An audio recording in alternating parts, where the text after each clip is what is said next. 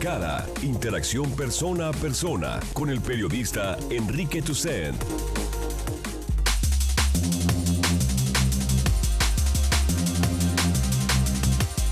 Muy buenos días, 9 de la mañana con 5 minutos, es martes 25 de octubre. Hoy recibimos aquí en cabina al diputado independiente Pedro Kumamoto, con el que queremos platicar de muchísimos temas. Pedro, muy buenos días. ¿Qué tal? Buenos días, Enrique. Un gusto poderte saludar y saludar a todas las personas que te escuchan. Y presento también a nuestro colaborador de todos los martes, al doctor Jorge Rocha. Jorge, ¿cómo estás? Hola, ¿cómo están? Muy buenos días a las personas que nos escuchan. Gracias por estar los dos aquí en cabina esta mañana.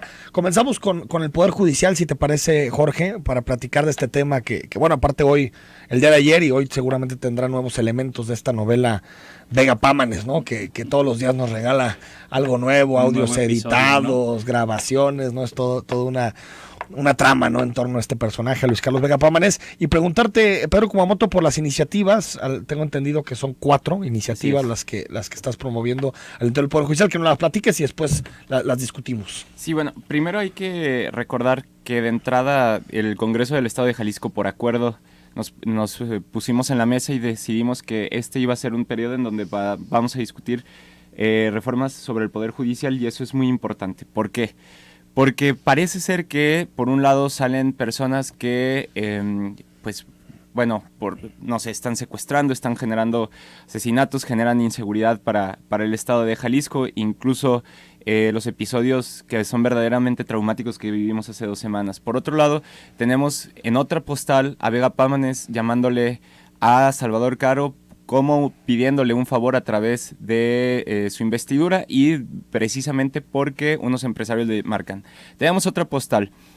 Tenemos a Barba, o más bien a Pablo Lemus, solicitando un juicio político para Barba, y lo que nos dicen es que el Tribunal Administrativo no representa a las personas y los mejores intereses del Estado, sino que en realidad los intereses que tienen un mejor postor. Todas estas postales pareciera que están poco clara su relación, pero para nosotros hay una relación muy clara, que tiene que ver con la falta de una impartición de justicia eficiente, clara, sin corrupción y abierta para la sociedad, 1. 2, que no tenemos un ejercicio de juicios políticos verdaderamente representativos, verdaderamente basados en lo que la sociedad pugna, sino que al contrario, un grupo de políticos se ponen de acuerdo para no juzgar a sus compañeros o amigos políticos. Y finalmente, la falta de capacidad de independencia por parte del Ministerio Público y de la Fiscalía.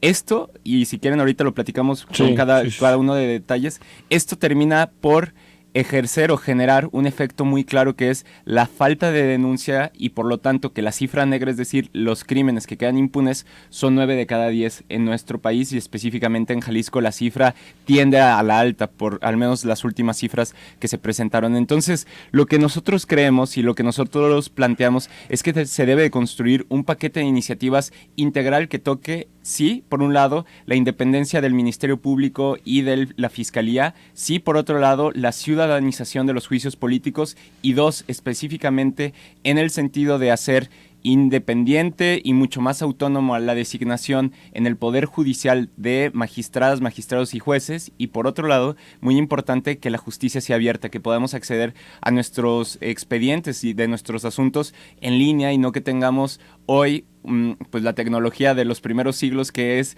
el hilo y la aguja, que están haciendo nuestros expedientes, y que pues pueden negársele a un secretario a alguien brindar un expediente si no aceita, por así decirlo, lo suficiente a esta decisión. Ahora, 3 elementos, y ahorita le pasamos a Jorge Rocha para que también nos dé su opinión. Independencia del Ministerio Público, que eso no es Poder Judicial, es Poder Ejecutivo.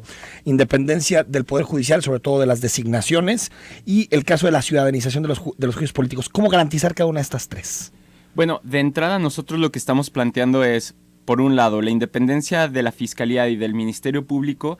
Por un lado, la designación que no sea directamente por el gobernador, sino que sea una designación a través de un examen, posteriormente que suceda un proceso, pues a mi parecer muy importante dentro del Congreso, en donde se tenga que enunciar por qué se está votando a quien se está votando. Okay. Y finalmente, que el periodo sea más extenso que el del mismo gobernador, porque en ese sentido lo que estaría pensando no es en un gobernador o en ser complaciente a un gobernador o gobernadora, sino que se buscaría sería un periodo más allá de eso podríamos hablar de 8 o 9 años quizás. Pero, por otro lado, circunstancias de remoción a través de situaciones como las que están sucediendo. Si se comprueba algún hecho de corrupción de él o ella o de cualquiera de sus ministerios públicos, la posibilidad de remoción, los conflictos de intereses no dichos, es decir, todo aquello que apunte a que se le pierde la confianza a un fiscal, pero que no sea por un motivo político, que se impulse por un gobernador o gobernadora que se les esté investigando, sino que sea precisamente por un hecho entonces, claro y creo concreto. Que el modelo es examen de oposición,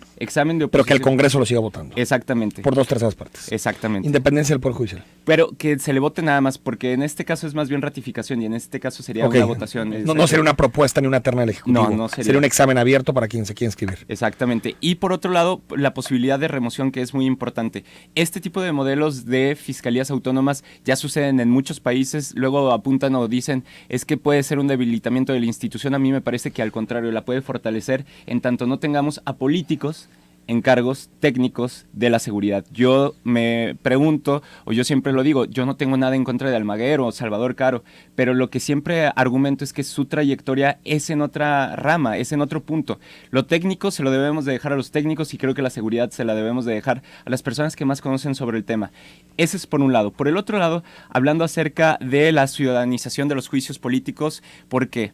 Porque en los últimos años, desde 2009, han existido 300 solicitudes de juicio político hasta la fecha en el Congreso del Estado de Jalisco, y de esas solamente una ha prosperado, la de Elisa Ayón. Esto lo que nos habla es que precisamente en la comisión que se tiene que dirimir si va o no va un juicio político, lo que termina sucediendo es que se rechazan religiosamente cada uno de ellos. Por los acuerdos entre los legisladores. Exactamente. Bueno. Entonces, lo que tenemos o lo que necesitamos es que no dudo que hayan muchas solicitudes de juicio político que sean nada más un golpeteo, pero que exista como parte de una comisión mixta, solamente cuando se estén tocando los temas de juicio político, que puedan asistir personas designadas por universidades, por colegios profesionales, barras de abogadas y abogados, organizaciones de la sociedad civil, y que puedan fungir como los ojos y la voz de la sociedad civil, de la academia y de todas las personas que no formamos parte de esos pactos indecibles por parte de los partidos políticos, que puedan formar parte de esa decisión. Sí. Y posteriormente se subiría al Pleno del Congreso del Estado de Jalisco como está estipulado. Concretamente, si lo queremos ver así, la gran modificación se da en elevar el costo de rechazar un juicio político. Hoy por hoy podríamos decir que la Comisión de Responsabilidades, no la actual, pero otras comisiones, no tenían ningún tipo de juicio político en el que incurrieran si lo rechazaban en lo oscuro un día, un viernes sesionando a las 4 de la tarde, donde pocas personas les pudieran prestar atención. Y finalmente, lo que estamos buscando son esta autonomía para los jueces, magistrados y sobre todo la justicia abierta. Lo que pugna es integrar tanto la tecnología, la posibilidad de datos abiertos, la posibilidad de designaciones de magistradas y magistrados en donde sus exámenes sí sean vinculantes, en donde exista también esta posibilidad de remoción, y abre la discusión hacia otras maneras de designaciones que podría ser o no la de un voto universal, pero también podríamos plantearlo hacia temas de exámenes con mayor controles. Lo que creemos que con este tema se tiene que abrir es la posibilidad de que no sea el acuerdo político el que designe a las juezas y a los jueces que nos van a estar o que van a estar del otro lado de la justicia, y que tienen que analizarlo no con una lógica de partidismos. Yo lo que digo siempre es: queremos justicia para todas las personas comunes como nosotros, y no solamente para las personas que tienen el celular de Vega Pámanes. Jorge Rocha. Fíjate que el tema de la independencia o autonomía de la Fiscalía es un asunto viejo. Ya lo traían algunos académicos como Miguel Sarre, que está en el ITAM, por lo menos desde hace 20 años, 2 décadas. O sea, no es un asunto nuevo. Yo sí creo que es una alternativa importante. De hecho, desde muchos grupos de derechos humanos, una de las agendas que ha existido es eso de la autonomía de la Fiscalía. ¿Por qué? Porque mientras siga perteneciendo al Poder Ejecutivo, pues hay conflicto de interés, ¿no? Además, usted va a hacer lo que le dice su jefe. Pues. Así es, el gobierno, además, por ejemplo, fíjate, en el tema de derechos humanos era muy importante porque precisamente los violadores de derechos humanos, por definición, son las autoridades. Entonces es el propio Ejecutivo juzgándose a sí mismo. Totalmente. Por eso era un tema muy importante desde este tipo de grupos. Yo sí creo que sigue siendo una petición válida.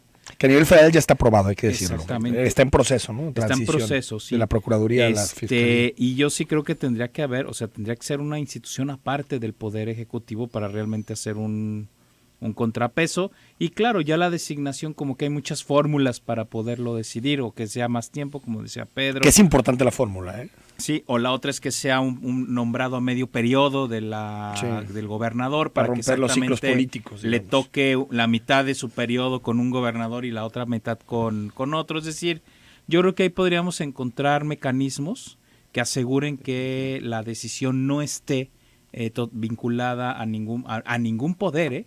O sea, también tenemos que decir, no solamente es quitarle o que sea autónomo frente al Ejecutivo, sino a los partidos y al Legislativo. Es decir, como finalmente va a ser un contrapeso fundamental, o tendría que ser un contrapeso fundamental, entonces hay que darle todas las herramientas para que sea autónoma.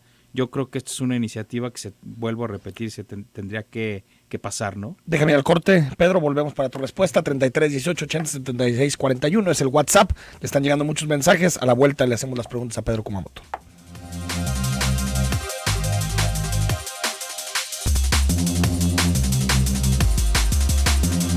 De la mañana con 20 minutos. Seguimos en Cara a Cara platicando esta mañana con Pedro Kumamoto. Pedro, otro elemento que saltó a la palestra pública es el asunto de la elección directa y universal de los jueces en su momento y de los magistrados. ¿Sigues pensando que es la mejor vía? Es decir, que los ciudadanos voten y elijan a los jueces y los magistrados, es decir, que ya la elección no sea en el Congreso. Mira, ahí es un tema que podemos seguir debatiendo. Lo que hemos estado trabajando para seguir son recomendaciones que tienen que ver con instituciones internacionales que lo que nos plantean es se debe construir en todo caso sistemas mixtos para este tipo de designaciones, que creo que es hacia donde podríamos caminarlo. No necesariamente tiene que ser universal el voto, no necesariamente tiene que construirse campañas, pero sí necesariamente tenemos que involucrar mucho más a las personas en la toma de decisiones públicas. Y creo que me dicen, es que si se abrieran las votaciones, se politizaría el tema, y a mí me da mucha risa porque en realidad, pues tú puedes ir contando. En el Congreso y te das cuenta si se politiza o no. No, claro, y puedes ir contando hacia quién va uno y hacia quién va la otra o el otro, ¿no? Entonces, yo creo que lo que tenemos que encontrar y lo que queremos abrir es un debate claro acerca de cómo podemos democratizar este sistema judicial y cómo podemos generar los mejores mecanismos. Si los volvemos mixtos de alguna forma, adelante. Sí. Si tomamos una porción del proceso dentro de un espacio popular y otro espacio dentro de la designación del Congreso, adelante. Eso por un lado, pero también con criterios técnicos. Y dos, este tipo de reformas, el tema de cómo se deben de designar jueces, magistrados, pero también la fiscalía, tiene un hecho muy concreto para mí. Me dicen, ¿cuál es el objetivo final de esto?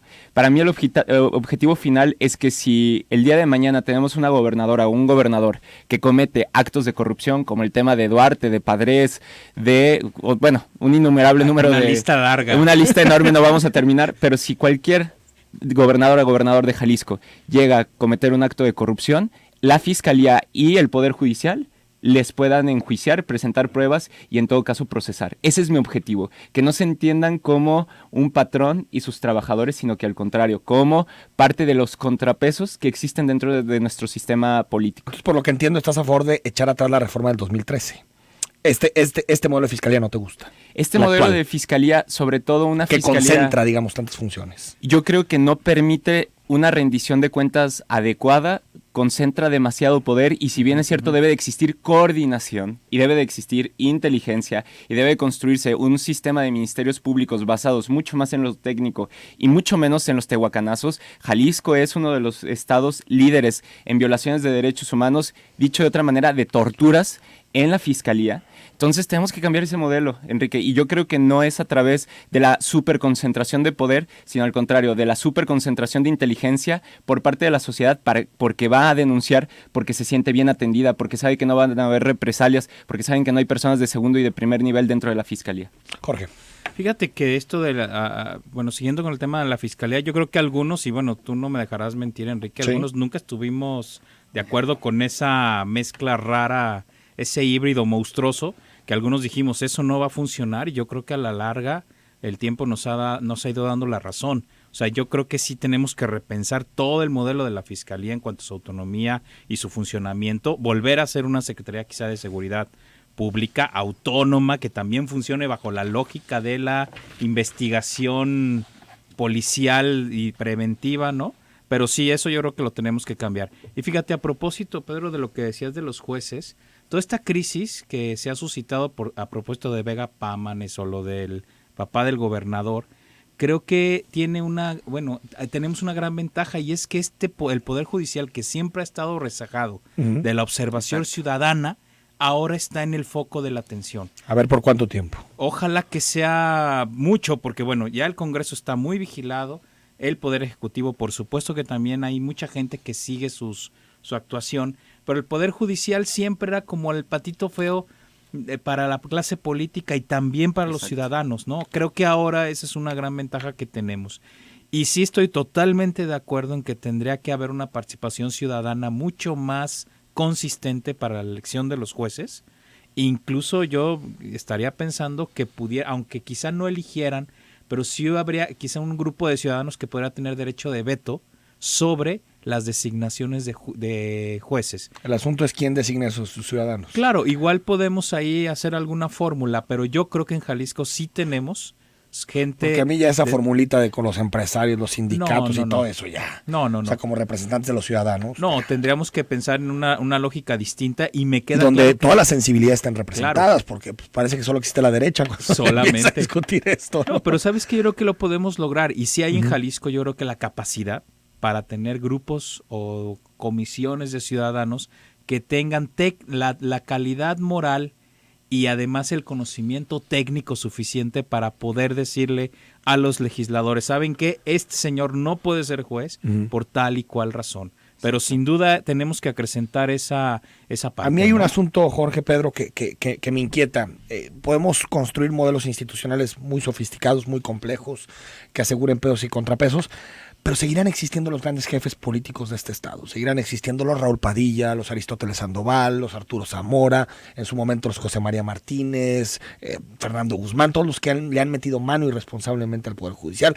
¿Qué podemos hacer para que eso no ocurra? Es decir, para que los jefes políticos de la entidad digan, tenemos que respetar el Poder Judicial y tenemos realmente que dejar que los mejores jueces y los mejores magistrados lleguen a impartir justicia. Bueno, parte de eso es lo que en el Congreso del Estado de Jalisco, de manera por consenso, y por eso quisiera hacer también un reconocimiento a todas las fuerzas políticas, porque en conjunto logramos sacar la eliminación del fuero, que por sí sola, e insisto, de manera, a mí me parece muy importante decirlo, conjunta, todas las fuerzas políticas participamos en este proceso. Y eso nos permite no acabar con la impunidad definitivamente. Esto nos permite no terminar con las influencias que nos molestan, pero sí permite que los políticos a nivel local por lo menos estén en otra lógica y en otra tesitura, porque ahora sí estamos mucho más frágiles ante los designios del Poder Judicial, y eso lo que significa es tener que reflexionar un poco más acerca de la voluntad política y sobre todo responsabilidad que debe existir al momento de designar.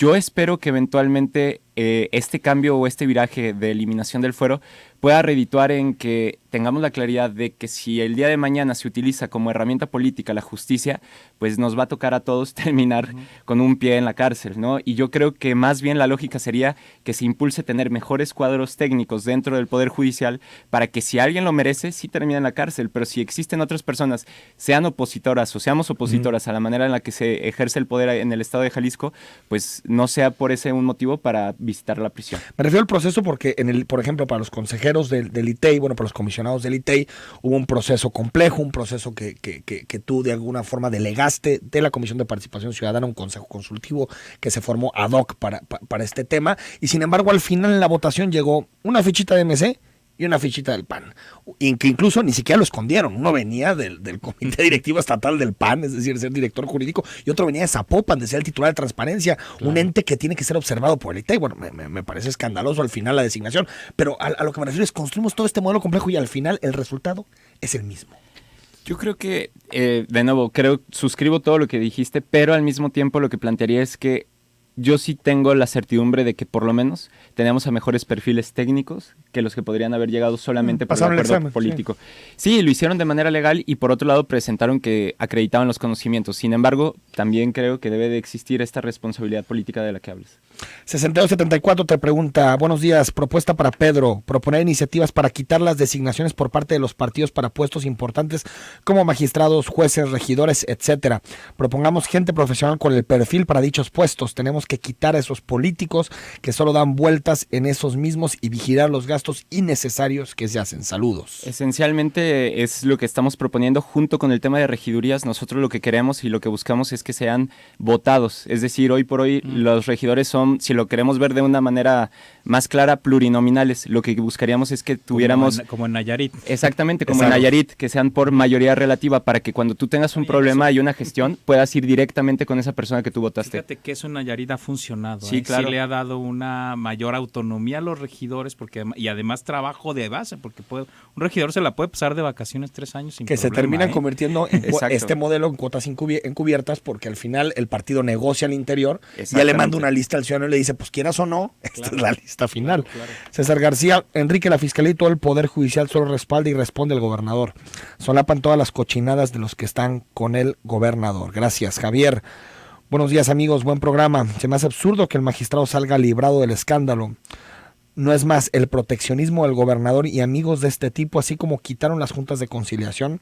No tenemos por qué permitir que al primer acto de corrupción de un funcionario público tengamos que aguantar la burla. Dice Javier Preciado, ¿tú crees, Pedro, que debería renunciar Luis Carlos Vega? Yo lo he o al menos planteado, dar un paso al costado. por lo menos dar un paso al costado para que se le pueda seguir un proceso claro dentro del espacio judicial, porque si no, pues lo que termina sucediendo es que no se responsabiliza de los audios y si en todo caso el tema termina librado en el Poder Judicial, pues que termine su periodo, porque en realidad ya está por terminarlo, y si no, que dé una muestra de responsabilidad política con este acto claro, ¿no? Es que aparte, Jorge, ¿quién le va a creer? Porque si un juez lo absuelve, Pues va a decir, pues le echo una llamada. Claro, ¿no? claro. Para tratar de gestionar su caso, porque al final Vega Pámanes sigue siendo el jefe de los jueces. No, es que sabes que en cualquier democracia decente tendría que haber renunciado Ya punto. La parte de decente ya Así de nos saca sencillo. un poquito de la ecuación.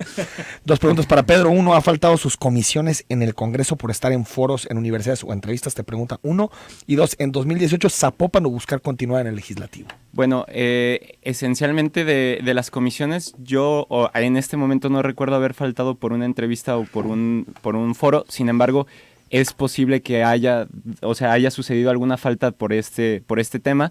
Sin embargo, con mucho gusto a la persona que está interesada, por medio de Twitter le puedo enviar mi histórico de las comisiones. Siempre hacemos un esfuerzo muy claro para jamás, o tratar de jamás faltar. Sí se ha presentado algunas faltas, pero por ejemplo, en la última que tengo memoria, que es la Comisión de Cultura, no, tanto yo como me parece Alejandro Hermosillo y la diputada Keila Cuera los que teníamos el mayor número de asistencias, pero insisto, tendríamos que revisar cada una para no mentir. Y sobre el tema de Zapopan, reelección, la claridad que nosotros tenemos es que las dos son opciones abiertas, las dos son opciones que podemos analizar y que creo que puede ser valioso que participemos.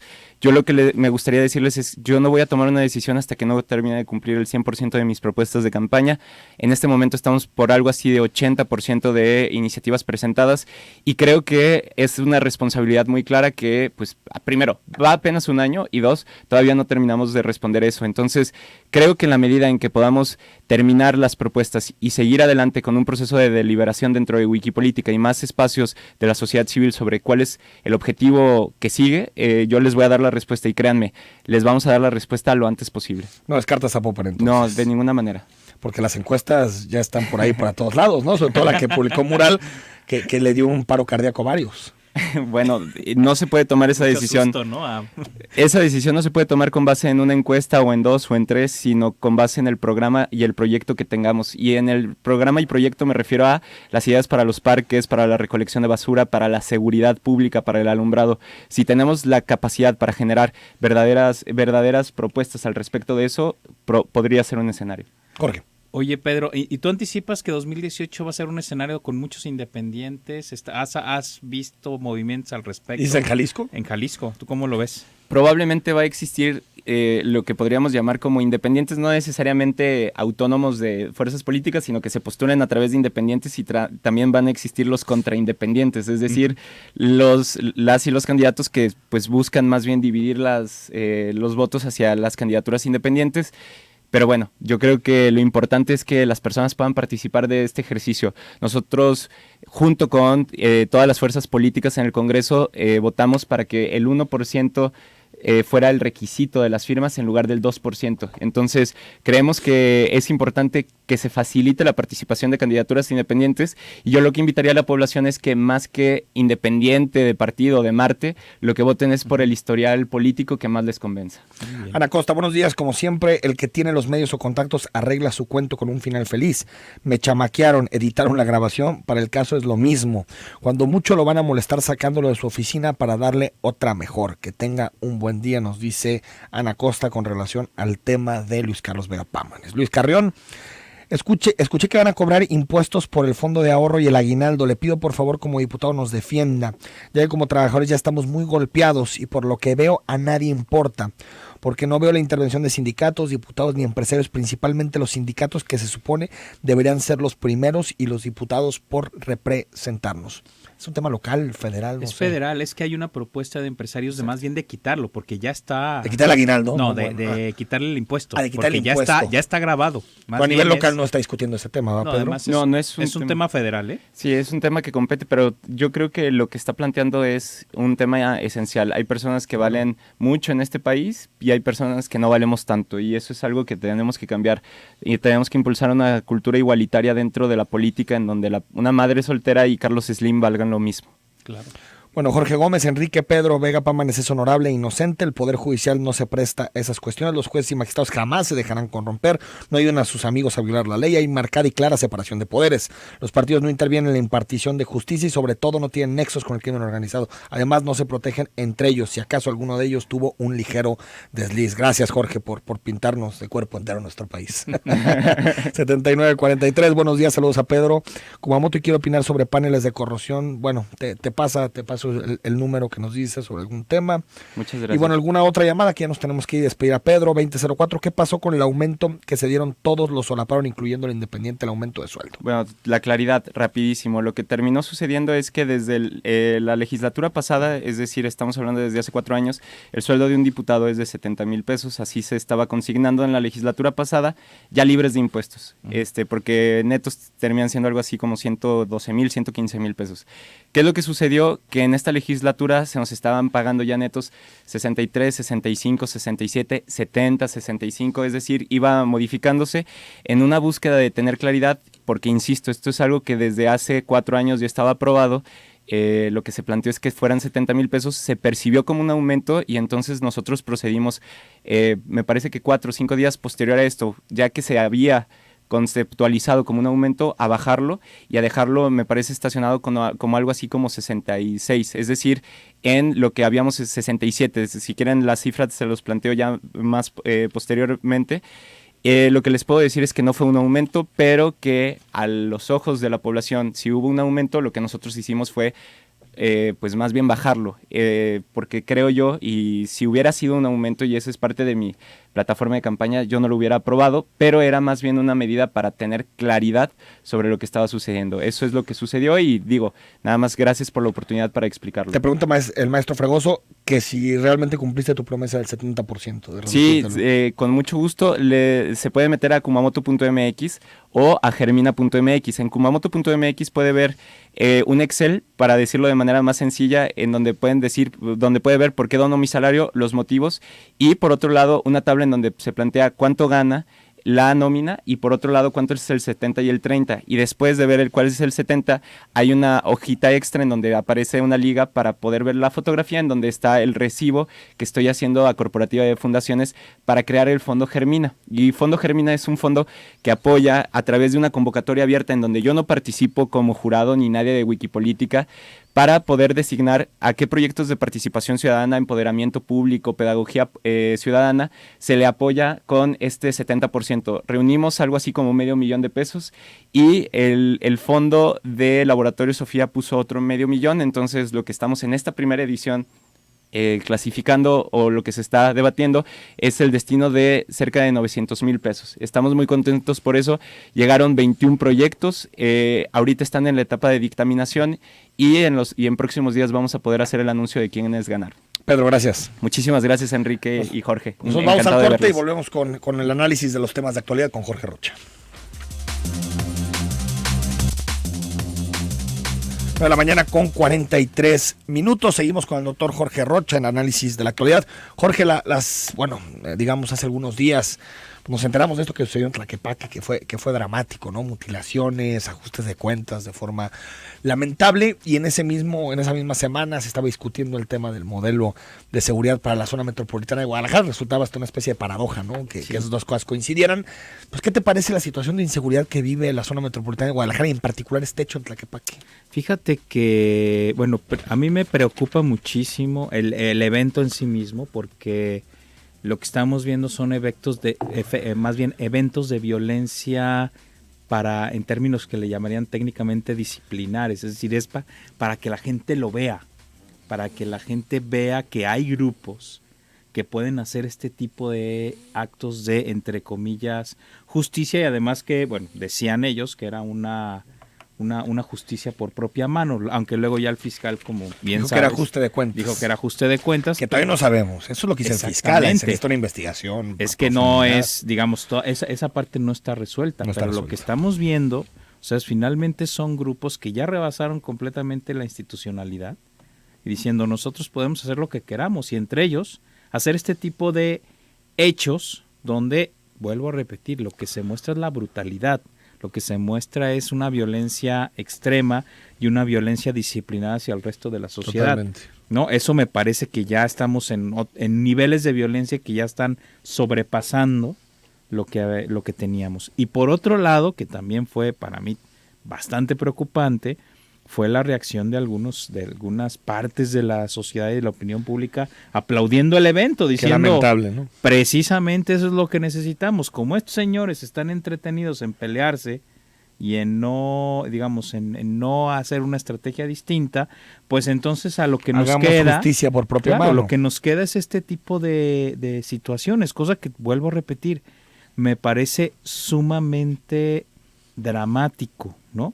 Porque entonces, si esto sigue pasando, por supuesto que va a haber una parte de la ciudadanía que diga, este es el camino. Como no tengo respuesta institucional, porque veo un poder judicial que no es autónomo, veo unos presidentes municipales que se pelean en una lógica política por el tema de seguridad, pues lo que nos queda es defendernos a nosotros mismos. Y veo en mi colonia lo que pasa todos los días. Exactamente. ¿No? Problemas de inseguridad, problemas de asaltos. Te lo platicaba ayer que estaba hace rato, que estaba ayer platicando con gente de la colonia Echeverría, y lo que te decían, pues es que aquí a los policías les hablas y no llegan, ¿no? Ni siquiera. Y no te dicen nada, te quejas de las situaciones que están sucediendo, y estamos solos, o sea, la gente te dice, estamos solos.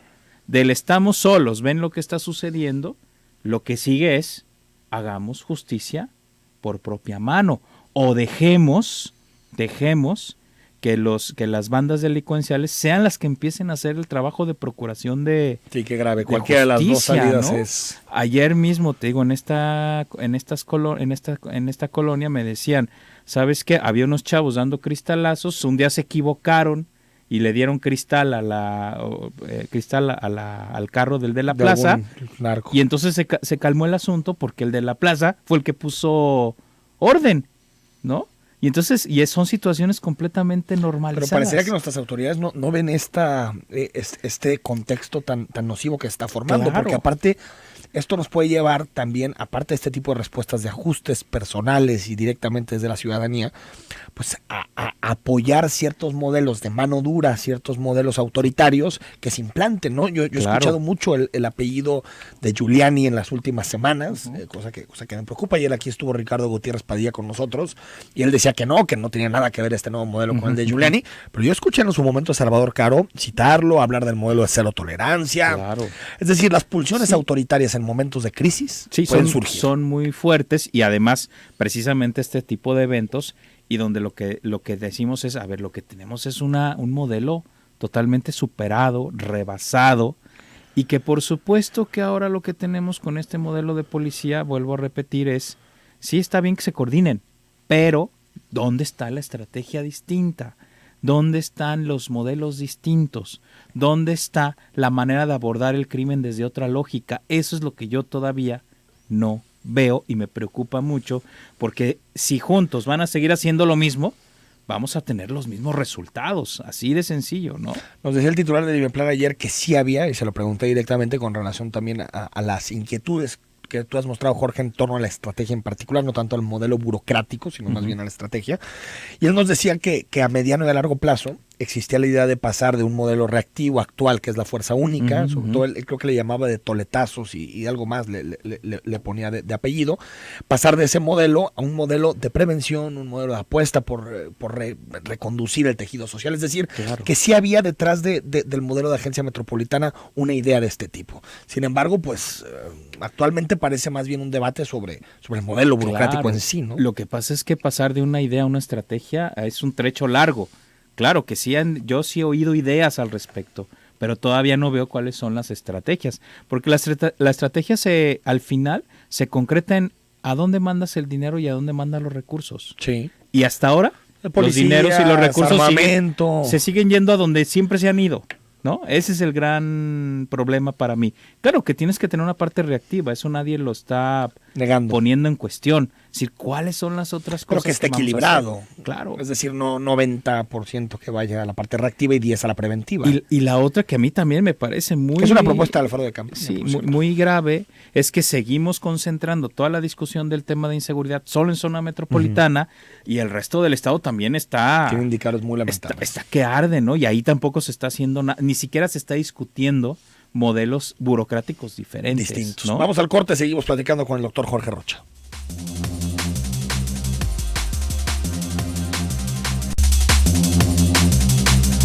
De la mañana con 55 minutos, nos dice terminación 2332. Buenos días, señores, sin más afán que externar mi punto de vista y nunca enjuiciar a los invitados.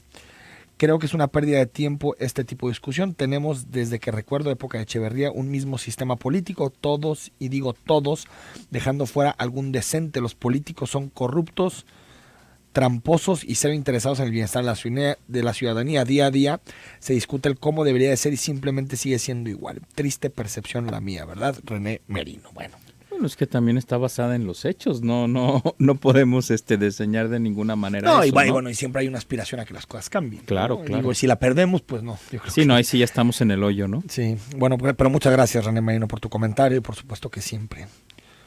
Bueno, nos mandan un mensaje anónimo muy largo, ahorita le damos revisión, muchas gracias.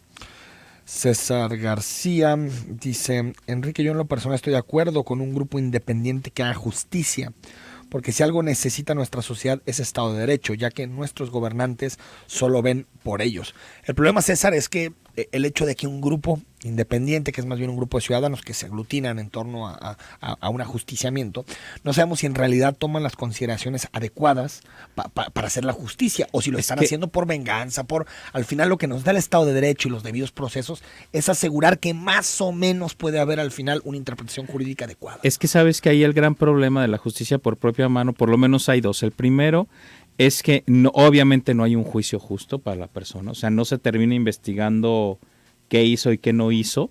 Y la segunda es que normalmente la pena la pena que se da o el castigo por el evento casi siempre es desproporcionado, ¿no? Es decir, en este caso, mutilaciones, es excesivo, es decir, nadie... Pues es mano, ojo por ojo, ¿no? Exactamente, eso, el problema es que son penas desproporcionadas y obviamente que no son justas, ese es el gran problema, ¿no? Oye, Jorge, ya casi nos vamos, nos quedan 2 minutos. Un asunto que me gustaría platicar contigo es, pues hay una especie como de, no sé si estás de acuerdo, con una especie como de guerra interna que empezó en el Partido de Acción Nacional. Ayer leíamos a Felipe Calderón en una entrevista que dio en el Universal y también un tuit que mandó, pues ya cargando sus dados contra Ricardo Anaya, le pidió la renuncia, le pidió la renuncia al puesto para no ser juez y parte si quiere ser candidato presidencial.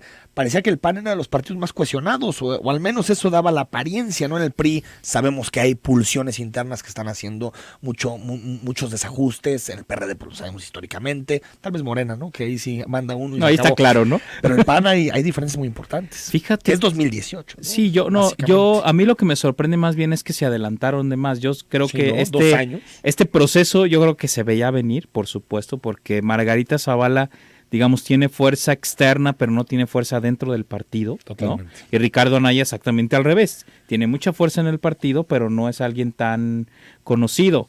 Y la verdad es que para mi gusto y lo escribía, fíjate, hace un par de días, para mí esa elección o esa designatura era de pronóstico reservado, precisamente por eso. A mí lo que me sorprende es que este conflicto se abra tan rápido. Yo creo que si Calderón solo apela a estas cosas van a terminar perdiendo, y yo creo que a Anaya se les va a terminar imponiendo. A mí cuando dice Calderón, Felipe Calderón, no seas juez y parte, pues no, yo creo que hay que calificarlo de una amnesia profunda y degenerativa, porque él desde Los Pinos impuso presidentes, impuso candidatos. O sea, es decir, cuando hablas de un intervencionismo en la historia del PAN, y ahora fue quiere Felipe Calderón. y ahora quiere ayudar a imponer, y ahora quiere imponer a su propia esposa. Pero lo hace desde afuera, ahí ya entendería. Ahí lo hizo desde Los Pinos y desde el poder presidencial, algo que aparte, Jorge, tú lo recuerdas, era la antítesis del panismo. Eso se quejaban del PRI, que se impusiera desde Los Pinos al sucesor. Eso lo intentó hacer Felipe Calderón. Claro. Y también impuso a cuántos presidentes del PAN, hasta que Gustavo Madero rompe. Desde ahí todos los anteriores, César Nava, todos los demás, habían sido impuestos por Además, Calderón. fíjate que yo no había conocido a un presidente de la República que quisiera controlar tanto a su partido. Es más, ni los priistas. Claro. Gracias, Jorge. Hasta luego. Mañana mesa de análisis sobre el primer año de la legislatura. Nos visitan los 3 coordinadores de los principales partidos políticos. Hasta mañana.